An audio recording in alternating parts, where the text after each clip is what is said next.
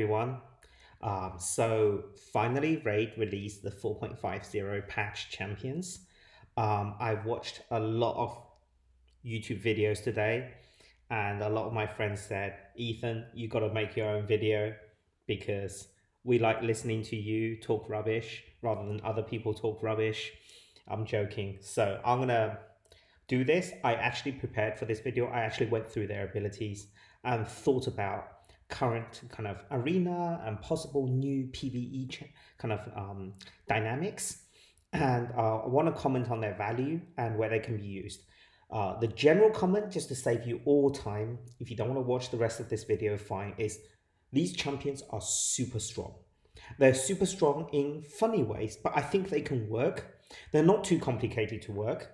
So I'm going to go through them in the order that they're presented to me. Okay. My voice is going a bit. It's late in the day. I actually brewed a new pot of tea whilst I'm trying to make this video. So the first is Taya. Taya is a void attack Shadow King champion. Epic. Okay.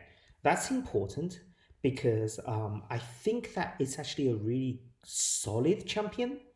The A1 is okay. I think to debuff bosses, like you just want to put decrease accuracy. There are more and more champions that do decrease accuracy, but not many of them, I believe, actually place poisons and HP burn and things that you typically want to bring to a boss. So having that decreased accuracy is a nice move. Even for clan boss, decreasing accuracy isn't a bad thing. It will take up an extra debuff slot, so maybe not ideal, but good. Good for faction wars, good for bosses in general. I would say is a solid kind of A tier boss void champion for free to play players, right? Free to play. Doomtown normal, first champion to be awarded under the new rotation. Yeah, it's okay. It's okay. Could have done a lot worse. Gwyneth is the second one. Is a magic epic attack dark elves. Affinities matter. What I'm trying to tell you throughout all my videos, from arena to everything, affinity really matters. Matters on both sides. On the way you attack the enemy, as well as how you receive damage, okay? Okay, so attacks all enemies, the attack will not trigger counterattacks. That is a unique. I don't think, as far as I'm aware of, any champion has that ability.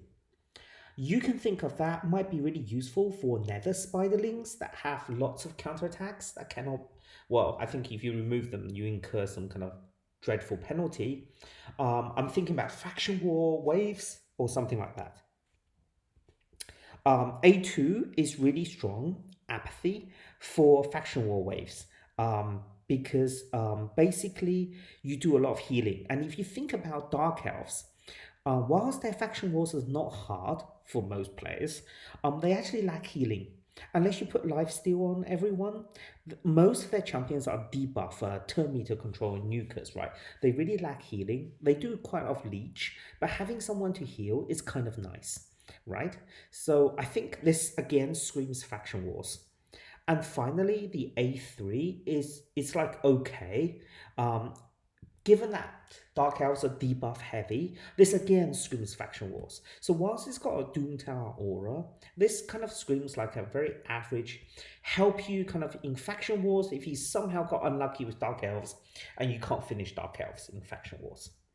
Dark KL is super strong. This is one of the strongest epic champions ever to be included in the game, apart from, I would say, Madame series.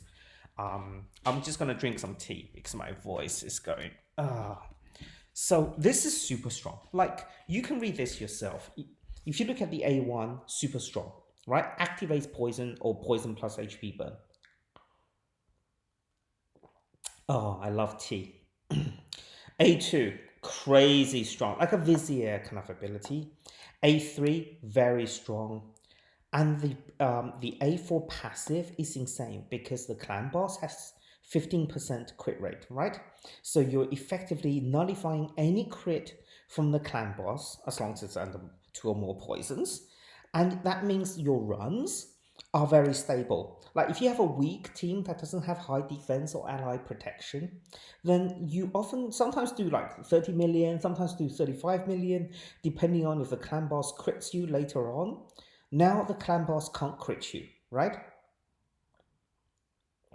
But there's a downside to this. If you have masteries like Retribution that does counterattacks based on clan boss crits, this is really bad, right? Because you're actually nerfing your own damage from the A1 counterattacks. There you go. Downside to everything. Okay, VARL the Destroyer. I mean, this guy looks super cool. Really, really cool graphics, which usually means it's going to be shit, right? How many amazing orc attack champions have we had in terms of graphics? And when you read their abilities, you're just like, oh, I'm going to get 4 of them, aren't I? Yeah. I think by the end of the year, I'm going to have 4 VARL the Destroyers. I just know it. A1, attacks one enemy, heals his... stop reading. Attacks all enemies, has 75% chance of placing 25% weaken. Places decrease attack, conditioned on weaken. Why do you need to condition a decrease attack on weaken? So, before you have 3% chance of missing your decrease attack, now it's 3% chance times 97% chance, which is like 2.997% chance of miss. Like, who cares? Like, what? You just end up reading a lot of text and you realize it's completely meaningless in terms of actual game mechanics. Like, this is like saying somehow weaken is an extremely special debuff and then somehow decrease attack condition on it is like omega overpowered, except it's not. Like, most epics can launch decrease attack on their A1. Why does it need to be conditioned on weaken for a legendary A2? You know, when you put it like that, right, you just think, what? Okay, A3. Attack one enemy will ignore 30% target's defense. Think about Rotos, 65%, right? Or whatever it is now. Decrease the target's max HP by 50% damage inflicted. Okay, like an Ethos A1 then. Except it's not an A1. Places block damage buff on this champion for 1 turn if the attack kills an enemy. So this is killing one enemy, right? And you get block damage. If you can kill one enemy, like in campaign, why are you worried about damage? And this has to cycle around again. It's not like, if it was an A1 that kills an enemy and puts block damage on, you might think it's rubbish. But for an A3 that has a cooldown, it's beyond rubbish. I mean, I'm sorry, I'm just not seeing it. If this is in Arena, ignoring 30% defense isn't huge. And your block damage is conditioned on you living around long enough to actually kill just one enemy and to have block damage, which can be removed anyway. No. Okay, A4, mass murder. Increases champion attack by 10% each time they use an active skill. Oh, yeah, it would be great if you're around for 20-minute fights, yeah? Vassal the Seal. Okay. Another Doom Tower champion, Demon Spawn, Force, HP. Not many Demon Spawn Force HP champions. So is this like their Demon Mountain Kingdom? Attack one enemy, places an HP burn debuff on the target for 2 turns if they're under True Fear or Decrease Attack. Very strange conditions. Not for Boston. Also places a shield buff on this champion for 2 turns, equal to 10% of their max HP. More useful, I would say, the second bit. Attacks all enemies, okay, has 75% chance of placing True Fear debuff, 50% okay. I mean, for what? For waves? Well, you want decreased defense and just nuking them. You don't need decreased attack and True Fear. For Arena, if this hits really hard and you put True Fear, but you need accuracy on an HP champion, right? Yeah, it's average to below average. I mean, usually, look, you want to either kill stuff or crowd control stuff. You don't want things that do both, but badly, right? That does medium damage and does some random debuffs. It's just like, that just makes a fight longer. The longer it goes, the more variation the fight has, the more stuff that can go wrong, right? So that's why you want to avoid like multi-skill kind of skills, but rather you want one thing to either do really huge damage or an amazing crowd control. This is neither, right? Like True Fear is nice, but hey, it's force, right? So spirit meta in arena, you weak hit, you don't apply any debuffs. This is non-conditional either because you didn't land any debuffs. Bang, your entire strategy out the window. That's why I don't like it. A3 balances the HP of all allies, so Sinesha ability. The HP levels of allies will be up to the level of the highest HP after balancing grants an extra turn. Extra turn is nice. Balancing is nice. This is a Sinesha kind of ability. Okay? Receives 20% less damage from Bannerlord, High Elf, and Sacred Order factions, but not Barbarians. Wait. Barbarians are part of that union. Anyway. If there are 2 or more Demon Spawn champions, so Duchess and Kandra, increase their crit damage of all Demon Spawn champions on the team by 20%. Is that additive or multiplicative? Because the decreased crit damage debuff has been changed to be multiplicative, right?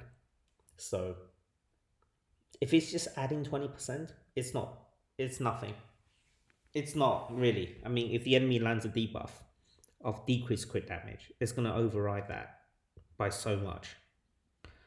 It's not insane. I mean, receiving 20% less damage from Bannerlord, more High Elf and Sacred Orders in PvP, right? Maybe Faction Wars if you're really stuck on Demon Spawn Faction Wars. But if you're stuck on Demon Spawn Faction Wars, you wouldn't be getting Doom Tower.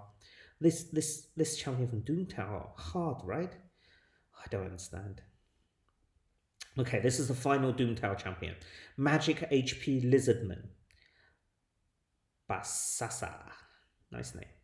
Attack one enemy. Has 40% chance of decreased attack. That's it. That's like worse than most epics. Worse than Tyrell, right?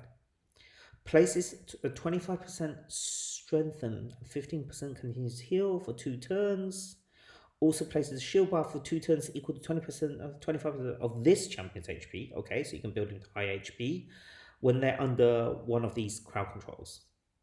Well, what's that good for? That's good for kind of like maybe Scarab if you're still stuck on that, but you wouldn't be getting this champion if you're stuck on that, right? Good for protecting you against the Mastery Opportunist. Because that does more damage when you're under crowd control. So a shield is nice. I'm really struggling. I'm really pushing the boundaries of knowledge here. A3, attack all enemies, has a 75% chance of placing a stun debuff for 1 turn and decreasing each. It's just a pretty standard stun. I mean, it's 100%, so only Astrolong and Basasa does it, but so what? I mean, it's attack, right? It's not place, so has a chance to weak hit against force. Whenever an enemy is revived, has a 75% chance of placing stun debuff on them for 1 turn. Interesting. That's new, I think. Cannot be resisted or blocked. Very interesting. I don't think block is an issue, but resist is definitely an issue. Stunning it is interesting because say they have like Duchess and Sify. One of them revives the other and the other revives someone else or everyone else. But the stun makes them miss that and gives you a chance to nuke them both down. That's interesting. But it's probably not worth you bringing like Basasa just for that though. Like Lydia will be more useful just to block the revive. It has a 1 turn cooldown, so this can just keep recurring, right? You know what? This will be useful. I think this will be useful against high turn meter revivers. You know, revivers that revive things to full turn meter or max turn meter. Notice they're different, right? Full turn meter means you're just at the edge of the turn meter race. Max turn meter means that you definitely go next. So champions like Sify and Ragling are like full turn meter revivers. and Cardinal are max turn meter revivers. It will be really effective against these three because if they revive a nuker like Tronda, chances are it will go pretty soon, right? And Siffy, for example, even puts attack up on his full turn meter revive. So stunning it is a really good idea. Yeah, very niche, extremely niche, but unique. New champions for you to spend your mortgage money on. LEORIUS the Proud. This is the one that everyone's been talking about. This is the Tronda, Brachus, Skull Crown, unkillable, everything wrapped into one, right? So let's have a look. Void, attack. Okay, that's good. Okay. Attacks one enemy 2 times. Each hit has a 60% decreased defense. Nice. Increase 20% against champions with less than 60% HP. Really nice. Okay, good strong finisher. Not a bad A1. Attacks one enemy 2 times. Each champion. I mean, this. Let's go back to the A1. It's nice. Not only does it do more damage to people that have lower health, so the first hit can reduce them to lower than 60% HP, then it will finish them even strongly. That's nice. The decreased defense is really nice as well, because often you do AoE decreased defense, like from Madame, but then, in turn 2, turn 3, that decreased defense falls off due to a cleanse, due to a mastery that removes the debuff after taking damage, that kind of stuff. It falls off, right? And then by then, LEORIUS is probably back on the A1, and it just needs to refresh that and finish someone off. So that's really, really nice. Attacks all enemies 2 times. Okay, double hitter. Maybe like Tronda's A3. Passive.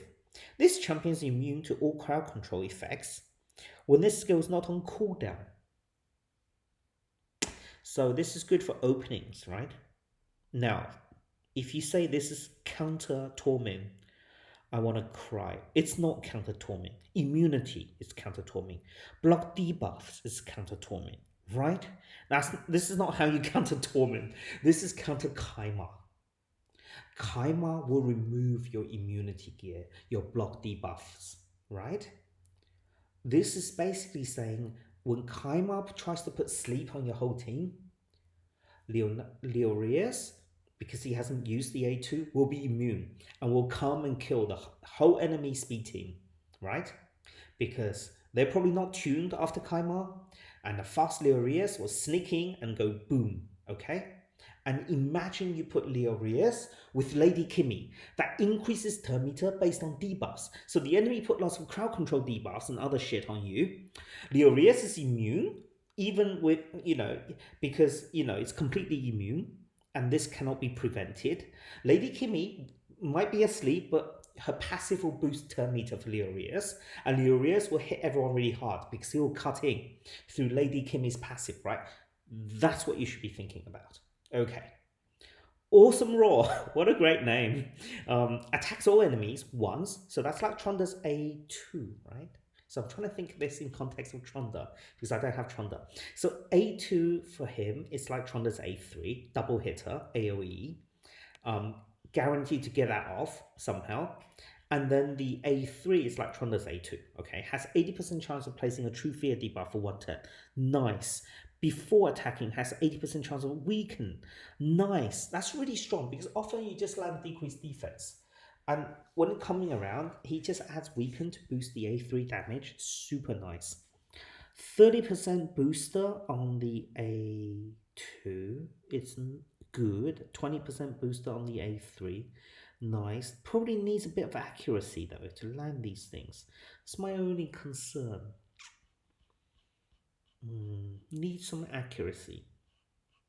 And even if you have a low accuracy, like 100, 150, 200 max, it's not, I don't think it's enough. Because even if you have an increased accuracy champion, like, I don't know, like Lady Kimmy or Rule or Yoshi, it's only going to boost you to like 200, 300. It's not going to be enough. Yeah, that might be the only thing. Like a lot of his cool debuffs, like decreased defense and True Fear and Weaken, will not land very much on slightly more resist champions. I mean, a lot of the meta now runs medium resistance against Chimera Warlord, and by medium I mean 600. Okay. Active effect instantly places an unkillable buff on this champion for 1 turn before receiving a fatal hit. Pog. SP gear built in on the passive. Nice. 4-turn cooldown. Remember, SP basically can only happen once per round. Okay, this can happen every 4 turns. Nice. Passive effect. Damage increases as the champion's HP decreases. Oh, basically like having, what's that set called? Fury set? So basically you get 99% extra damage when you trigger the unkillable. That's insane. That is insane. That is crazy good, right? Unless its multipliers are rubbish, this is like top nuker. Top nuker for arena meta. Okay? This will wipe out Trunda. This will make all the top players start buying void shards. Either to go try to get him quickly on the 2x or on the 10x somewhere further down the line, like near Christmas or before Christmas, I would say. They usually do 10x on the good champions a few months later. Okay, here's a fusion, Mother CYBELE. I think Mother CYBELE is actually amazing. Like, if you don't think she's amazing, you either don't like complex mechanics or you just don't understand mechanics in general, right? Like, you can only copy other people's mechanics, but you don't actually understand mechanics. Okay, and what do I mean by that? That means you can't think for yourself how to create new metas. Okay, so Mother CYBELE, Force. Unless you're stuck on Faction War Valk waves, in which case putting lots of buffs really is bad. Force support is brilliant. Think about Rector. Think about all the nukers out there except maybe Yannicka, maybe except Ethos. Force is like a really strong counter against Trunda. Attacks all enemies, has 25% chance of placing 30% decreased speed. Also fills his champion's turn meter by 15%. 15% is really strong. This is like a Ragling kind of similar ability. This is super strong. And you will see why in a minute. The attack all enemies is really not nice. I don't like attack all enemies, right? You just wake everyone up from like a sleep or something. The decreased speed is irrelevant. It's like a PvE ability against spiderlings or some rubbish, okay? This is not so useful, but the increased turn meter from the A1, super useful. And as you will see, Mother CYBELE has one of the highest base speeds, if I remember correctly. A base speed that high, I think, what is it? It's like 115 or something, right? Same as Lady Kimi and Blind Seer, right? One faster than Siphi. You can build Mother CYBELE to be the fastest champion, like 370, 380 speed. Okay, then she will use A1 a lot, boost her own turn meter by 15% each time she uses A1. That's insane. Do you know any other fast Force support champions that can go around 370 speed and use an A1 to boost their turn meter by another 15%? It's crazy. But wait, that's not even the crazy part. Number 2, places Revive on Death buff and a 60% increased defense on all allies for 2 turns. With a 3-turn cooldown. So she's going to go super quick. Like 3-turn cooldown for a 370 speed champion, it's like all the time, literally. Like she will be spamming this A2, right? So constant increased defense, a bit like Siphi. Not the block debuffs, but a Revive on Death. Oof, that's going to be so annoying, right? Imagine a super tanky team like Duchess, Siphi, Asuga, and Mother CYBELE. Oof. Okay, A3, this is the kicker. Swap HP with an ally. Now, there's 2 possibilities to this. If the champion's HP is equal to or higher than the target's after the swap, okay, so if you're dying, if Mother CYBELE is dying and then she gets an HP boost after swap, fills this champion's turn meter by 40%. 40% is huge. Places a 30% increased speed buff on this champion for 2 turns, and places block damage buff on the target ally for 1 turn. Okay, if this champion Okay, so this is if you're trying to heal yourself through an ally, okay? And the ally gets the block damage. If this champion's HP is lower than the target's after the swap, so you're healing somebody else, right? And Mother CYBELE loses HP, which I recommend. I think this is a better move, right? Okay. Fills this champion's turn meter by 40%, places a 30% increased speed, same as before, on them for 2 turns, so both of them, and places a block damage buff on this champion for 1 turn. Okay, so Mother CYBELE gets a block damage. Also places 15% continuous heals on this champion for 2 turns. Insane. Insane. If she has really high HP and really high speed, it's going to be crazy trying to kill her with like a Trunda. And then you have a Duchess and a Siphi and a Usuga to soak and to support. Like, under 30 seconds, it's going to be hard. Fully heals the ally with the lowest HP whenever this champion is killed. Wow, so even if you target her and kill her, it's just going to fully heal someone else in trouble. Heals all allies by 20% of their max HP and fills their turn meters by 15% whenever this champion's revived. That's insane. Like, you better leave this person, this Mother CYBELE, to be the last champion you kill, right? Because she doesn't have a revive. She only has swap health. And you better not target her. Because if you target her and she gets killed or anything like that, or when she gets revived, it's basically going to heal and revive, like really be amazing to everybody else. It's crazy. And on Aura, increase ally speed in all battles by 24%. Oh, just be thankful that's not 33% or something. Because she can actually be a speed lead. Wow. Like, wow. Like, who said to skip this fusion? Like, crazy. Okay, going through the last 4 epics really quickly. I'm not going to do the rest. MAGNAR, I think, is a nice crowd control, debuff spread, good off affinity tank for spiders. Like, really strong, mixing lots of different abilities here. Kind of nice. I think for an epic, really strong. Spirit affinity, right? So if you're doing off tanks, only magic spider. Cornelia. I think this is like Mantis. I think it's exactly like a dwarven mantis. Okay, what does Cornelia do? Cornelia puts everything to sleep. Okay, so she just does very interesting A2, very few abilities, crowd control lasting over 2 turns. She has this sleep and then conditional further fear, right? Whenever enemy loses sleep debuff, has 50% chance of replacing it with fear debuff for 1 turn instead. This is kind of interesting. It depends what they mean by loses sleep. Does that mean sleep falling off? Does that include that? If it does, that means you have a chance to have crowd control over 2 turns. Only Molly has a chance of having crowd control for 2 turns, and that Demon Spawn epic that provokes for 2 turns, right? This is really useful for champions that nuke condition based on crowd control, right? So really, really nice. I think Vesuv is conditioned on that. Yeah, kind of unique. Places sleep on an ally and heals based on how sleep turns out. Basically Mantis from Avengers. Jurujin.